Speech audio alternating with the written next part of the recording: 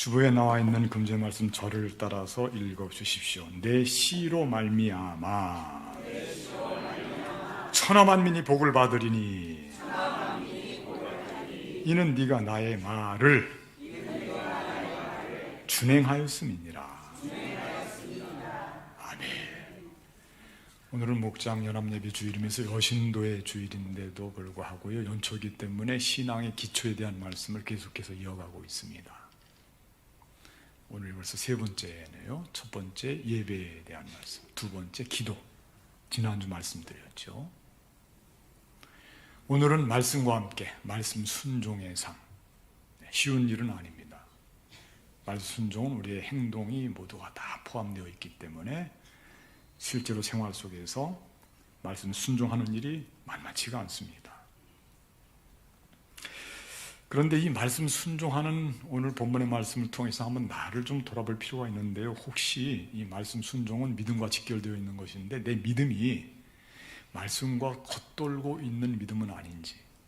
말씀 많이 듣거든요. 말씀 많이 읽고. 그런데 믿음 신앙생활이 말씀하고 별개의 삶을 이루는 것은 아닌지, 혹은 많이 듣기는 들어도 내 행동하고는 좀 떨어져 있지는 않은지 살펴볼 필요가 있다고 하는 것입니다. 성경적인 말씀대로 한다면 내 믿음이 죽은 믿음은 아니냐? 죽은 믿음, 산 믿음이 아니고. 이거 행함이 없는 믿음이거든요. 행함이 없는 믿음은 누구의 믿음이냐면은 바리새인의 믿음이에요. 그래서 예수님께서요, 바리새인들을 많이 꾸짖으셨어요. 행함이 없기 때문에 무화과나무에 비유해서 꾸짖으셨습니다. 그래서 우리에게 행함이 있는 믿음, 말씀 순종의 믿음이 참 중요합니다. 그런데 우리가 이 대목에서 한번 생각해 볼 게 있는데요, 말씀 순종을 왜 못할까라고 하는 걸 좀 생각해 봐야 돼요. 그 반대도 생각해 봐야 되고요. 말씀을 몰라서 못할까? 말씀을 잘 모르기 때문에, 이해가 안 되기 때문에 그래서 순종 못할까? 그게 아닌 것 같아요. 알면서도 말씀을 순종하지 못할 때가 많이 있어요. 잘 압니다. 모르는 게 아니에요. 예를 한번 들어볼까요? 내 이웃을 사랑하라. 내 원수라도 미워하지 말라. 용서하라. 에? 용서하라. 무슨 말씀인지 모르겠어요? 다 알겠죠? 모르는 말씀이 아니잖아요. 다 아는 말씀. 용서하라. 사랑하라. 내 원수까지도 사랑하라. 다 아는 말씀인데 그 말씀을 우리가 행동으로 옮기는 데는 많은 저항이 따른단 말이죠. 왜 그럴까요? 거기 순종하지 않는 데는 뭐가 있는 거예요. 순종하지 않는 그 뭐가 있다는 거예요. 거꾸로도 마찬가지입니다. 아주 어려운 환경이지만은 잘 순종하는 사람은 순종하는 뭐가 있기 때문에 순종하는 거예요. 오늘은 그래서요, 이 순종할 수 있는, 사실 그게 신앙의 이제 알맹이 같은 건데, 그게 대체 뭘까? 뭐가 있어서 어떤 사람은 순종하고, 뭐가 없어서 어떤 사람은 순종하지 않고, 차이가 크거든요. 그래서 오늘은 이 말씀 순종의 알맹이라고 할 수 있는, 대체 그게 순종을 이룰 수 있도록 하는 그게 뭘까? 이 점에 대해서 좀 몇 가지 소개를 하려고 그래요. 이거 있으면 순종합니다. 이 내용이 없기 때문에 순종을 잘 못하지. 몇 가지를 한번 챙기시고요, 함께 은혜를 나누었으면 좋겠습니다. 첫째, 저를 한번 따라할까요? 사랑하면 순종한다. 그렇습니다. 사랑하면 그냥 순종하는 거예요. 사랑하니까. 말씀 한번 읽어볼까요? 여호와께서, 시작. 여호와께서 이르시되 내 아들 내 사랑하는 독자 이삭을 데리고 모리아 땅으로 가서 내가 내게 일러준 한 산 거기서 그를 번제로 드리라. 아멘. 아브라함이 제일 사랑했던 아들이 있습니다. 독자입니다. 몇 세 얻었습니까? 100세 얻었습니다. 이거 말로 표현할 수가 없어요. 너무 사랑하는 거예요. 근데 하나님께서 알고 싶은 것이 있어요. 저렇게 아브라함이 그 아들을 사랑하는데 과연 나를 하나님은 나를 하나님께서 말씀하신 나를 과연 저렇게 사랑할까? 하나님 그 궁금하신 거예요. 아들을 사랑하는 이 아브라함이 과연 하나님을 정말 사랑할까? 그래서 지금 시험하는 겁니다. 시험하는 거예요. 사랑의 시험이에요. 그러니까요. 내 사랑하는 독자 이삭을 데리고 모리아산으로 가서, 그래서요 아주 충격적인 시험을 합니다. 아브라함이 가장 사랑하는 독자 아들 이삭을 모리아산으로 가서 제물로 나에게 바치라, 그렇게 하는 거예요. 그게 사랑의 시험입니다. 제가 한 가지 이 대목에서 여쭤볼게요. 뭐가 중요한지 한번 여러분들 생각해 보세요. 내가 아주 좋아하는 물건이 있어요. 내가 정말 아끼고 사랑합니다. 사람도 될 수 있어요.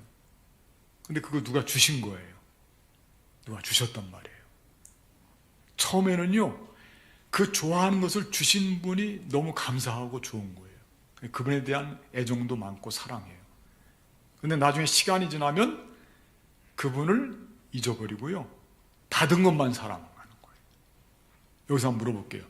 그 좋은 거, 사랑하는 거, 아끼고 귀한 거 주신 분이 더 사랑을 받아야 됩니까? 그 사랑 받아야 됩니까? 무슨 말씀인지 제가 다 말씀 안 해도 아시겠죠? 예? 그 받은 것 갖고 사랑이 됩니까? 아니면 주신 분을 사랑해야 됩니까? 주신 분이 더 귀하지요. 그런데 우리가 때로 그 관계를 놓쳐요. 받은 것만 갖고 좋아하고 사랑하고 주신 분에 대해서는 좀 멀어지는 거예요. 이 사랑의 관계가. 오늘은 그걸 좀 챙겨야 됩니다. 우리에게 사랑하는 사람, 우리의 사랑하는 가정, 사랑하는 아들, 딸, 부모님, 뗄 수가 없어요. 우리에게는 너무 소중한 사람들이에요. 그분들을 주신 하나님은 우리를 얼마나 사랑하실까? 그러니까 주신 건데, 그분을 우리가 그러면 그만큼 사랑할 수 있느냐 라는 거예요. 그 사랑이 없으면 순종이 안 됩니다. 한번 예를 들어볼까요? 여러분, 이 순종이라고 하는 게 이게 순종인지 한번 판단해 보세요. 도둑놈이 들어왔어요. 도둑은 놈자를 붙여야 됩니다. 도둑놈이 들어왔어요. 뭐 도둑님이라고 할 수는 없잖아요. 주인이 자다가 도둑놈이요, 너무 시끄럽게 훔치는 바람에 깼어요. 그랬더니 이 도둑놈이요, 무기를 들고 주인에게 꼼짝마, 손 들어. 그럼 주인이 어떻게 합니까? 손 들어야죠. 자, 그 대목에서 그게 순종일까요? 그 주인이 지금 순종하는 겁니까? 그런 것을 우리는 순종이라고 안 합니다. 옛날에 제국에서 말입니다, 노예들을 부릴 때요, 채찍질을 가하고 고통을 주고 그래서 통제를 했습니다. 그런 통제 아래에 있는 노예들이 그럼 순종의 삶을 살았다고 말할 수가 있을까요? 그건 순종이 아니죠. 고통의 삶이고 얽매였던 삶이었죠. 그러니까 우리가 그런 것을 순종이라고 하는 곳에 포함시킬 수 없다는 거예요. 왜? 거기에는 애정도 없고 사랑도 없고 관계도 없고요, 마음을 모으는 것도 없고 아무것도 없어요. 하나님과 우리와의 관계도 마찬가지입니다.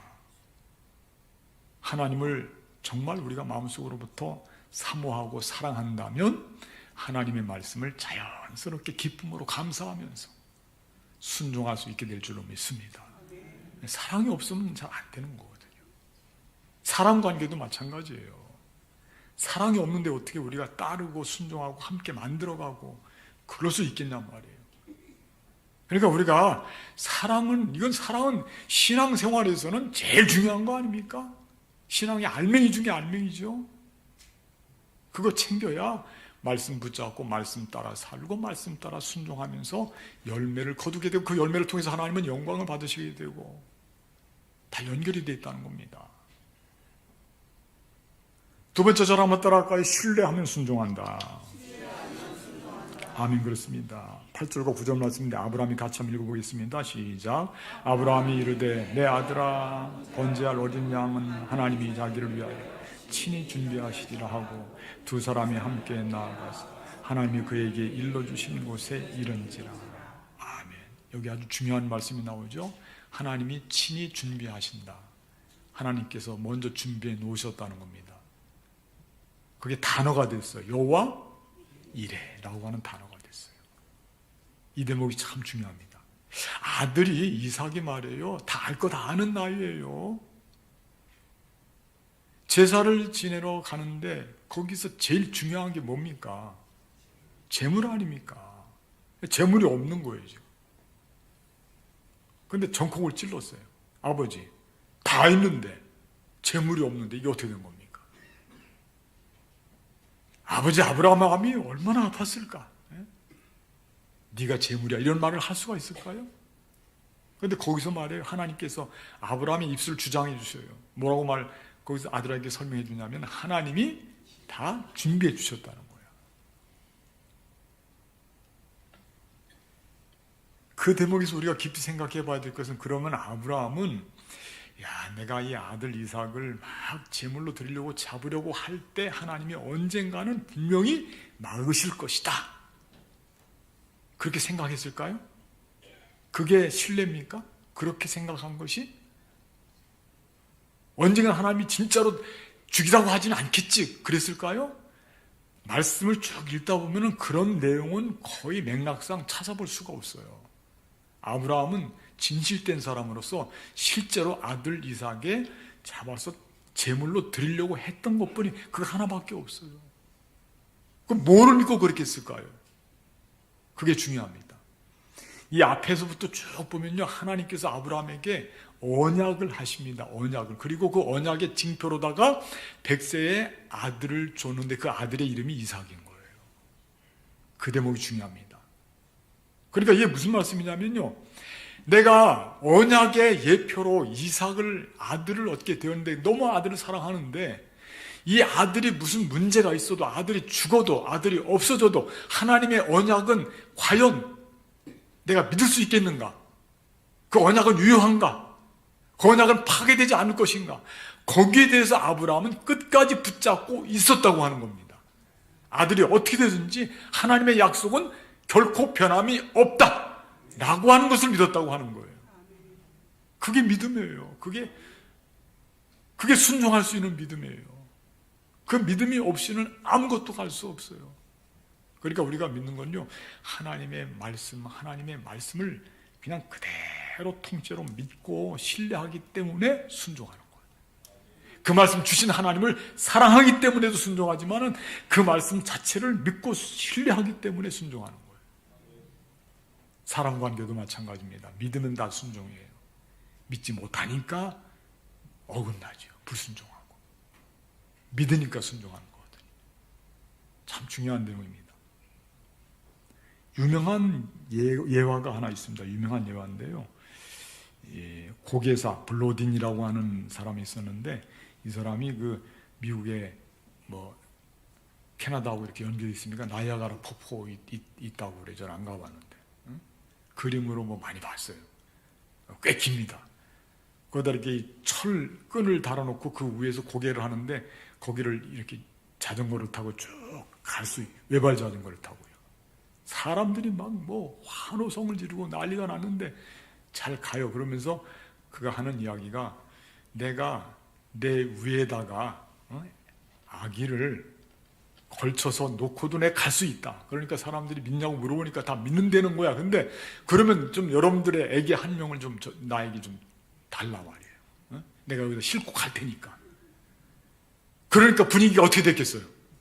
싸해지는 거지 뭐. 그러니까 아무도 아기 내줍니까? 안 내주죠. 왜 안 내줍니까? 믿지를 못하니까. 그때 거기서 어떤 꼬마 아이가 부르잖아요. 아버지를. 아빠 목마 태워줘.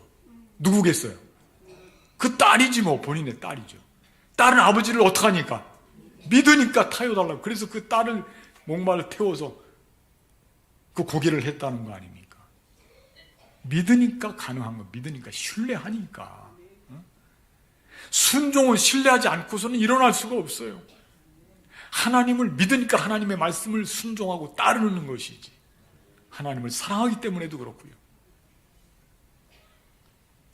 한 가지만 더 보태겠습니다. 저를 한번 따라 하십시오. 충성하면 순종한다. 아멘. 12절 말씀인데 사사 같이 읽겠습니다. 시작. 사자가 이르되 그 아이에게 내 손을 대지 말라. 그에게 아무 일도 하지 말라.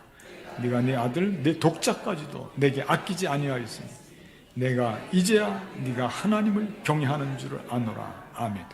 여기서 보니까요 중요한 단어가 나오는데 경외한다는 말이 나오고 경외하다. 경외하다라고 하는 말은요 두려워하며 존경한다 그런 뜻으로 이거 누구에게 하는 거냐면 왕에게 쓰는 말이에요. 왕 또는 아버지에게 부모님에게 물론 하나님께도 쓰죠. 이 말로 바꿀 수 있는 말이 무슨 말이냐면 충성심입니다. 같은 맥락이에요. 충성심을 대변하는 말로 내가 하나님을 경외한 네가 나를 하나님을 경외하는 줄 아노라. 네가 나에 대한 충성이 엄청나게 크다고 하는 것을 하나님이 인정을 해 주시는 대목입니다. 그래서 충성하면 순종하지 않을 수가 없죠. 하나님께서 백성들이 원체 야단치고 요청하니까 왕을 주셨어요. 초대 이스라엘의 왕이 누구냐면 사울 왕이에요. 그는 처음에 왕으로 세움받을 때는 성령이 충만했고 순종을 잘했어요. 그런데요 시간이 지나면서 전쟁터에서 승리하고 전리품들이 많아지고 자기 자리가 견고해지고 권력을 잡게 되니까 하나님께 대해서 조금씩 소홀해집니다.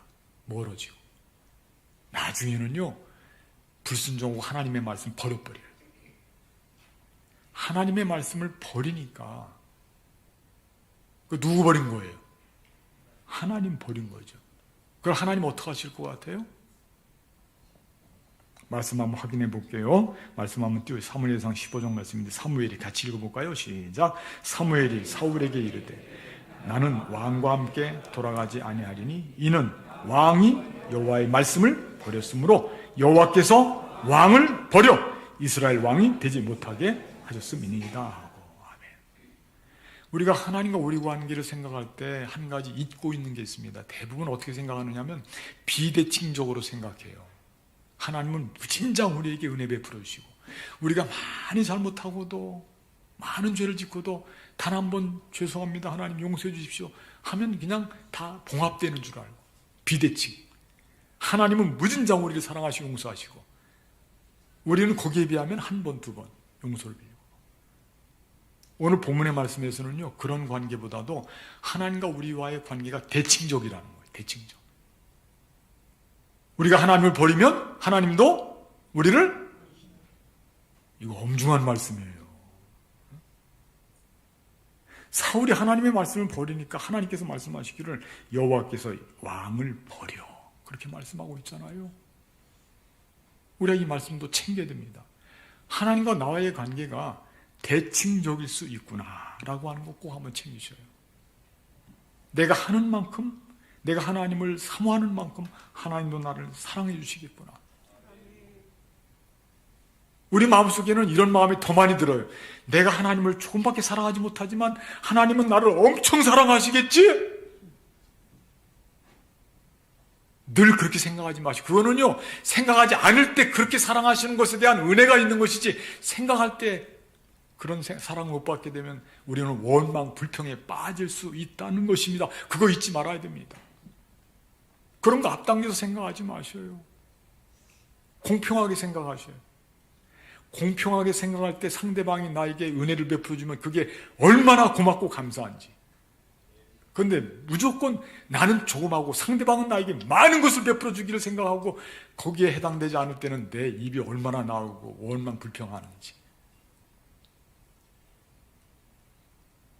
우리가요 하나님께 충성을 하게 되면 하나님께서 우리를 기억하시고 하나님의 말씀 그대로 우리 삶 속에서 적용해서 하나님을 자연스럽게 하나님의 말씀을 순종하면서 하나님께 영광을 돌리며 살 수 있는 삶이 된다고 하는 것을 오늘 말씀을 통해서 깨닫게 되는 거죠. 다 순종해야 돼요. 그런데 이거 꼭 있어야 순종합니다. 사랑도 있어야 되고 신뢰도 있어야 되고 하나님을 향한 충성심도 있어야 순종합니다. 한 가지만 더 말씀드릴게요. 우리에게 가장 큰 순종의 보온을 보인 분이 누굴까요? 여러분들이 참 귀합니다. 대답이 예수님이에요. 예수님께서 어디에서 순종하셨습니까? 십자가에서. 오늘 말씀 보니까 순종한 대가가 엄청납니다. 내 씨로 말미암아 천하 만민이 복을 받으리니 이는 네가 나의 말을 준행. 순종함으로 말미암아 복의 근원이 되고요. 아브라함만 복 받은 게 아니고 모든 사람들이 더불어 복을 누릴 수가 있게 되었는데, 그런데 예수 그리스도께서 십자가에서 죽기까지 복종하시고 순종하시는 말미암아 우리 모두가 복을 누리게 됐어요. 어떤 복이냐면 신분의 복. 우리가 하나님의 아들과 딸이 되었으니 영생의 축복. 사망의 길로 가지 않고 부활의 생명의 길로 가게 되었으니 이거보다 더 큰 은혜가 어디 있고 복이 어디 있겠습니까?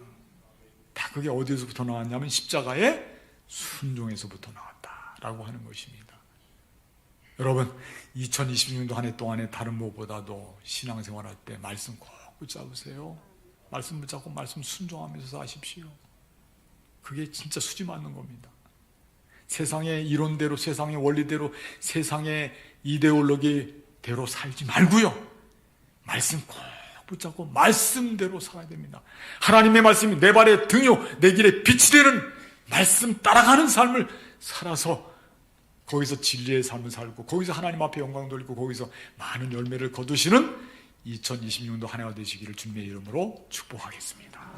기도하겠습니다. 하나님, 오늘 말씀 통해 다시 한번 말씀 순종하는 삶을 살기를 원합니다.